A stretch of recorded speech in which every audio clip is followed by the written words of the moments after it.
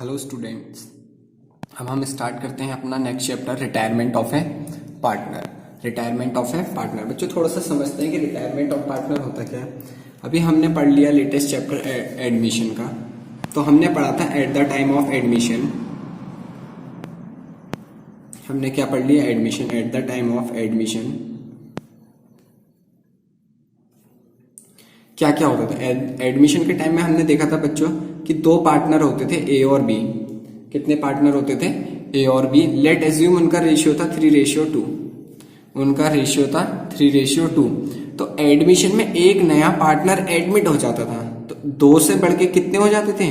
3। उसको कुछ ना कुछ शेयर दे दिया जाता था। ये सीखा था हमने एडमिशन की। पहले दो पार्टनर होते थे, अब एक बढ़ जाएगा 3। लेकिन अब पढ़ रहे हैं बच्चों हम retirement. At the time of retirement तब क्या होता है?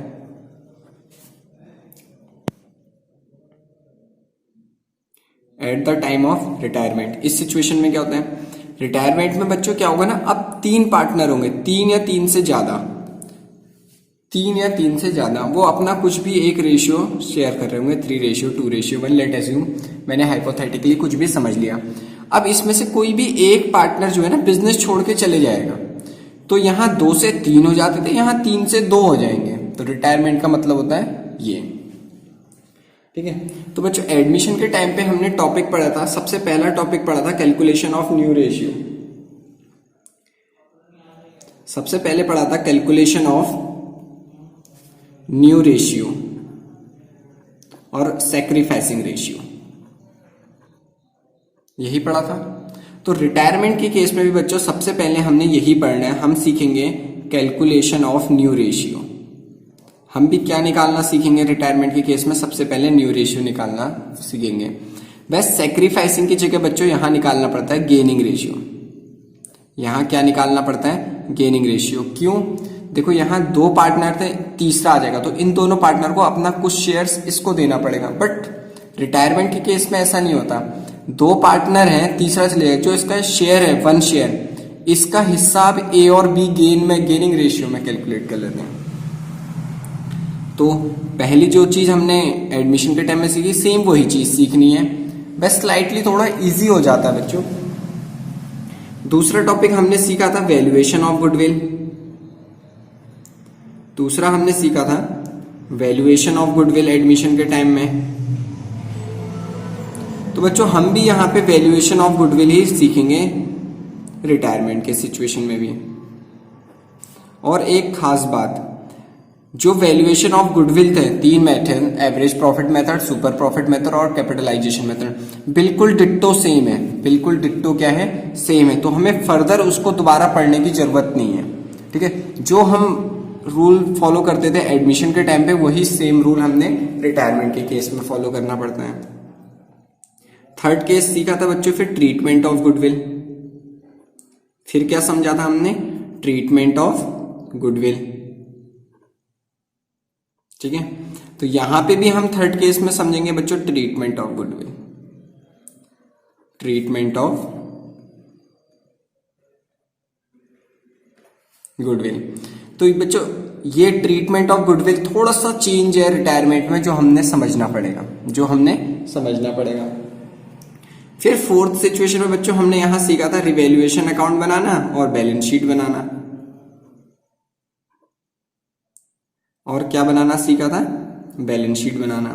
वही सेम चीज हम यहां सीखेंगे, रिवैल्यूएशन अकाउंट बनाना और बैलेंस शीट बनाना। तो हमने आज जिस टॉपिक को कवर करना है वो टॉपिक है calculation of new ratio and gaining ratio. आज हम सिर्फ इतना कवर करेंगे। फिर जिसे मैं अंडरलाइन कर रहा हूं वैल्यूएशन ऑफ गुडविल, ये सेम टॉपिक है जो हमने एडमिशन में पढ़ा था, इसमें कोई भी चेंज नहीं है। तो हमें इसको दोबारा से पढ़ने की जरूरत नहीं है। जैसे हमने एडमिशन में सीखा था वही सारा रूल, वही सारी प्रोसेस यहां करेंगे। ठीक है, तो आज का टॉपिक है सबसे पहले कैलकुलेशन ऑफ न्यू रेशियो। तो अच्छे हेडिंग डालते हैं, रिटायरमेंट के केस में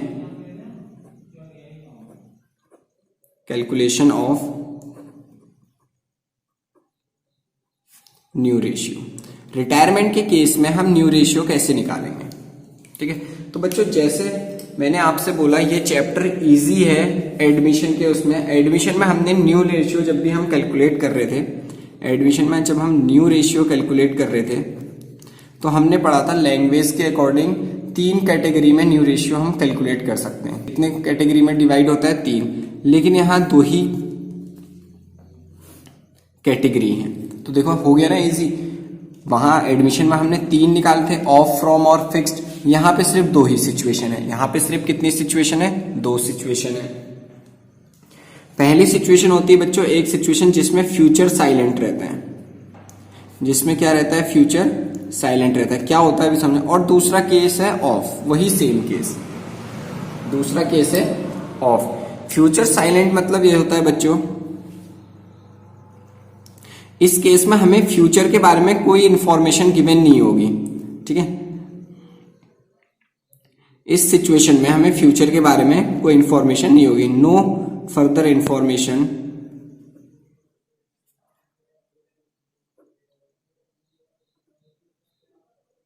फॉर फ्यूचर। कोई भी फर्दर इंफॉर्मेशन हमें गिवन नहीं होती है फ्यूचर के लिए। ऑफ केस में बच्चों, ऑफ केस में पहले क्या करते थे हम? एडमिशन के केस में पहले हम क्या करते थे? पहले मल्टीप्लाई करते थे, फिर माइनस कर देते थे, फिर क्या करते थे? माइनस करते थे। लेकिन अब देखो, अब बिल्कुल सिंपल समझा रहा हूं। अब हम पहले तो मल्टीप्लाई ही करेंगे, फिर माइनस की जगह बच्चों प्लस करेंगे। क्या करेंगे? प्लस करेंगे। समझ में आया? तो ये काम करते थे हम, जो ये वाला बना रहा हूं मैं,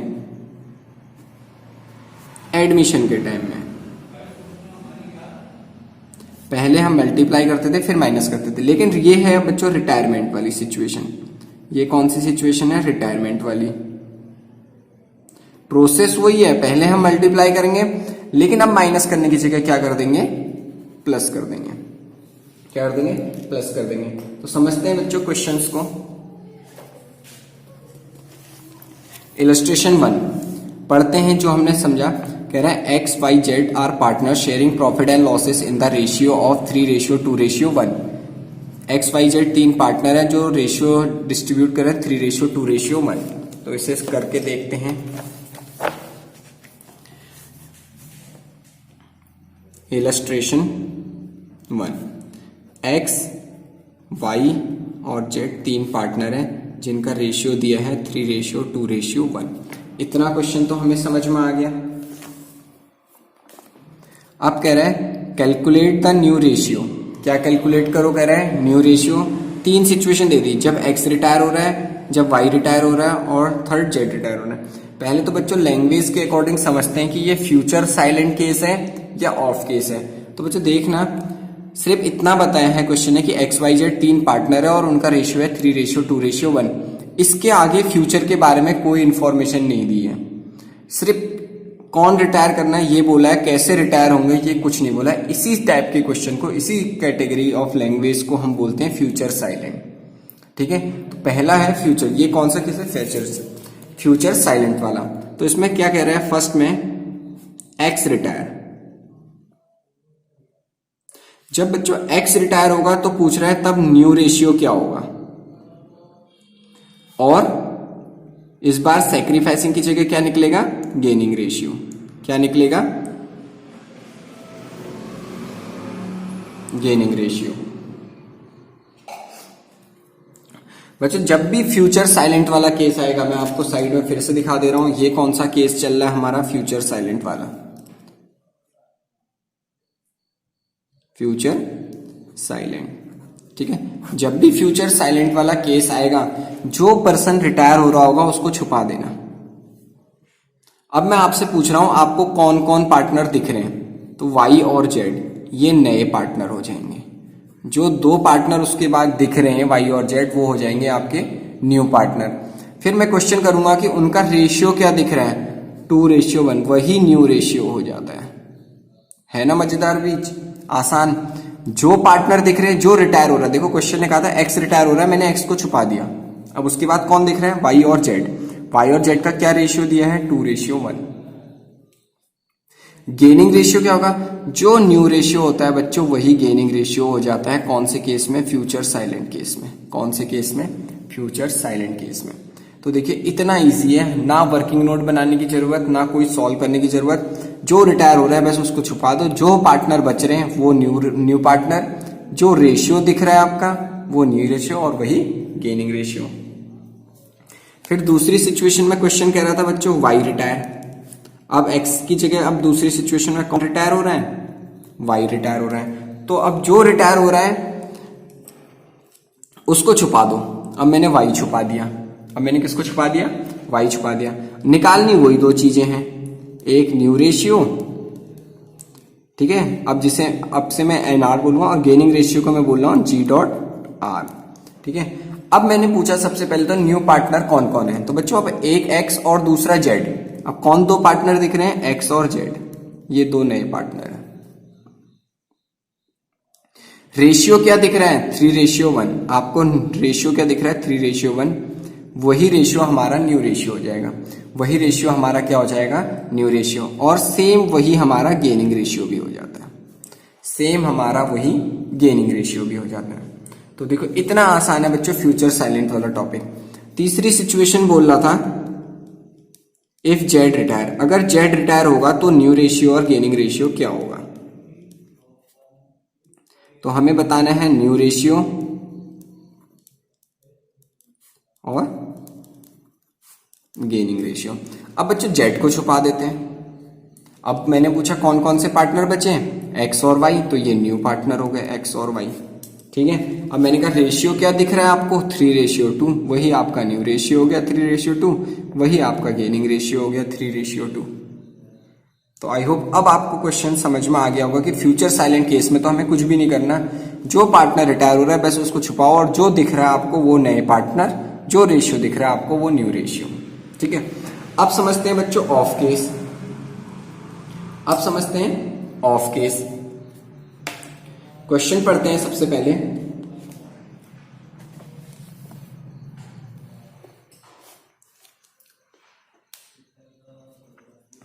इलस्ट्रेशन 3, कौन सा, इलस्ट्रेशन 3 कह रहा है ABC are partners in a firm sharing profit in the ratio 5:4:3, 5:4:3। ध्यान से समझना बच्चों, इलस्ट्रेशन 3 सॉल्व कर रहे हैं हम। और इस क्वेश्चन में कौन कौन पार्टनर हैं, ए बी सी, जिनका रेशियो दिया है 5:4:3, जिनका क्या रेशियो दिया है 5:4:3। फिर क्वेश्चन कह रहा है B retired and his share was divided equally between A and C. देखो इस बार फ्यूचर केस साइलेंट नहीं है, आगे कुछ बोल रहा है। बी रिटायर्ड, कौन रिटायर हो रहा है, बी रिटायर हो रहा है और उसका शेयर कैसे डिवाइड किया जा रहा है, इक्वली बिटवीन ए एंड सी। कैसे बांट दिया जा रहा है, इक्वली बांट दिया जा रहा है ए और सी में। तो इस बार क्वेश्चन कह रहा है कि हमारे कौन रिटायर हो रहे हैं, देखो ये बी रिटायर हो रहे हैं और जो बी का शेयर था वो ए और सी को कैसे बांटा जा रहा है, 1:1 में। कैसे बांटा जा रहा है, 1:1 में। तो आपसे कह रहा है calculate the new profit sharing ratio of A and C. अब जो दो पार्टनर बच गए ए और सी, उनका न्यू रेशियो कैलकुलेट कीजिए, उनका न्यू रेशियो कैलकुलेट कीजिए। तो बच्चों यहां पे मैं देखो इसी चीज को इस फॉर्म में भी लिख सकता हूं, ए बी और सी 3 पार्टनर है। ए का शेयर है 5 इनका टोटल 549 प्लस 12, 4/12 और 3/12। इससे हमारा क्वेश्चन थोड़ा जल्दी सॉल्व होता है क्योंकि हमारे पास बोर्ड में ज्यादा टाइम नहीं होता, तो हमें ऐसे सॉल्व करना चाहिए। अब क्वेश्चन कह रहा है कौन रिटायर हो रहा है, बी रिटायर हो रहा है। कौन रिटायर हो रहा है, बी रिटायर हो रहा है। तो मैंने अभी अभी आपको समझाया था ऑफ के केस में हमें क्या करना पड़ता है, प्लस, माइनस नहीं करना पड़ता है। एक तो मल्टीप्लाई करना पड़ता है पहली चीज, और दूसरी चीज क्या करना पड़ता है, प्लस करना पड़ता है। तो वही चीज मैं यहां भी करके दिखा रहा हूं आपको।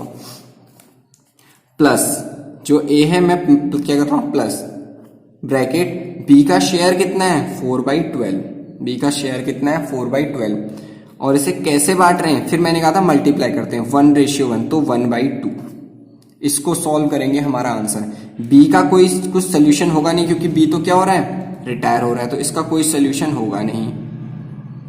सी प्लस बी का शेयर कितना है 4/12 इंटू 1/2, क्योंकि इक्वली ले रहे हैं, इसको सॉल्व करते तो हमारा आंसर आ जाएगा। करके देखते हैं बच्चों, 5/12 वैसे ही रहने देता हूं जैसे था, प्लस पहले ब्रैकेट सॉल्व कर लेता हूं, 4 1 जा 4 और 12 2 जा 24, 4 1 जा 4 और 12 2 जा 24। एलसीएम लेता हूं तो 24 एलसीएम आ जाएगा, 12 2 जा 24, 5 2 जा 10 प्लस 4, 14/24 ये हो गया मेरा ए का। ऐसे ही मैं बी सी का सोल्यूशन करता हूं, 3/12 वैसे ही रहने देता हूं, प्लस 4 1 जा 4, 12 2 जा 24, एलसीएम ले लेता हूं 24, 12 2 24, 3 2 जा 6 प्लस 4, 10/24। तो मेरा ए और सी का जो रेशियो निकला है, ए और सी का जो मेरा रेशियो निकला वो निकला 14:10। बच्चों ये दोनों अभी और छोटे हो सकते हैं, क्योंकि रेशियो हमें सबसे छोटी फॉर्म में लिखनी पड़ती है। तो रेशियो इसे 2 से काटता हूं, 2 7 जा 14 और 2 5 जा 10। तो हमारा न्यू रेशियो क्या निकल गया ए और सी का, 7:5। 7:5। अब बच्चों इसी क्वेश्चन में हम सीखते हैं कि how to calculate gaining ratio. ठीक है, तो ध्यान दीजिएगा, गेनिंग रेशियो कैसे कैलकुलेट करते हैं।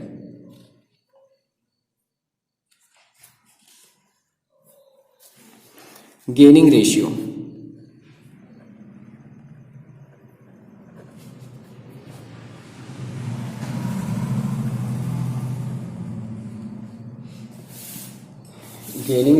कैलकुलेट करना सीखते हैं।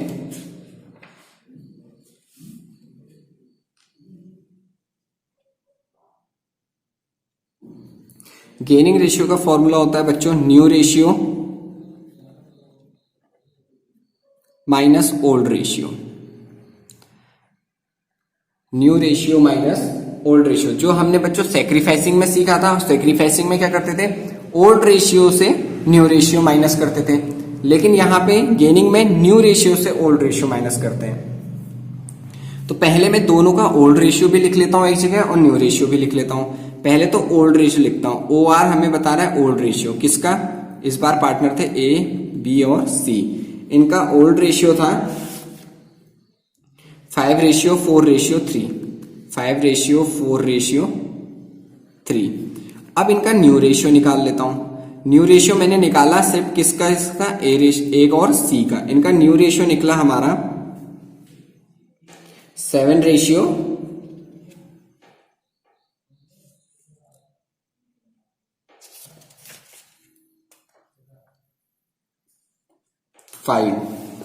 न्यू रेशियो निकला हमारा इनका 7:5।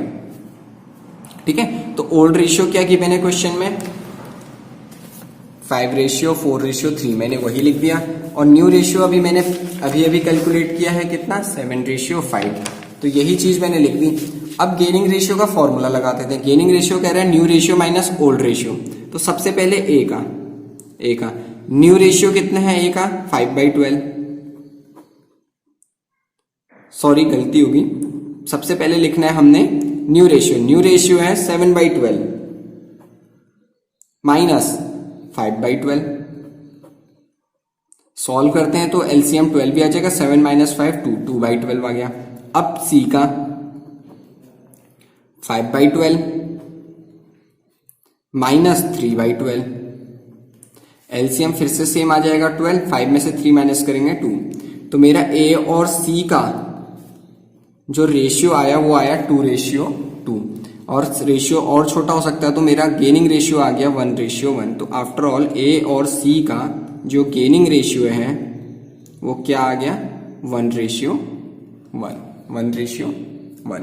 तो बच्चों ये थे दो मेथड जहां से हम न्यू रेशियो कैलकुलेट कर सकते हैं, एक फ्यूचर साइलेंट केस, एक ऑफ केस।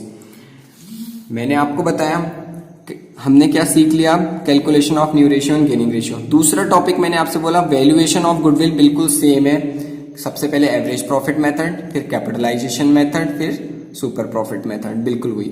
अब नेक्स्ट लेक्चर में हम समझेंगे treatment of goodwill. Next lecture में हम क्या समझेंगे बच्चों, treatment of goodwill. So thank you.